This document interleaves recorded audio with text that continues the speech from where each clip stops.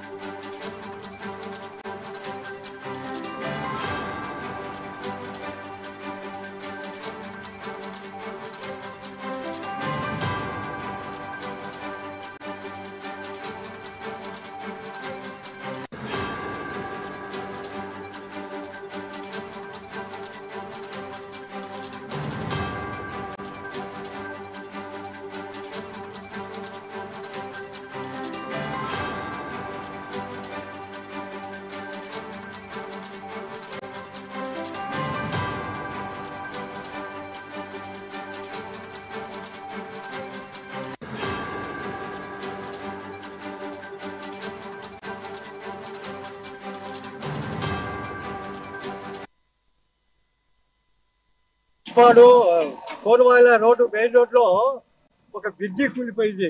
అది ఎప్పుడో ఆర్ఎంబీ వాళ్ళు ఎప్పుడో చేసినారు. కాబట్టి దాన్ని దయవుంచి తొందరగా దాన్ని చేయాలి, రిపేర్ చేసి దాన్ని చేయండి. ఎందుకంటే చాలా ట్రాఫిక్ అంతా ఇబ్బంది అవుతుంది. అంటే దాని వల్ల చాలా ఇబ్బంది పడుతున్నారు ప్రజలు. వెహికల్స్ అంతా చాలా ఇబ్బందిగా ఉంది. చాలా దాన్ని ప్రయత్నం చేయండి. గవర్నమెంట్ దాన్ని ఇంటనే చర్య తీసుకోవాలని కోరుకుంటున్నాము. చికెన్ కు పోతున్నాం. నేను ఆ మంత్రాలు ఉండగానే పట్టణం కోలబండి కిందికి ఒకసారి దాటింది. ఇక్కడ కోలబండి ఎట్లా ఆటోడు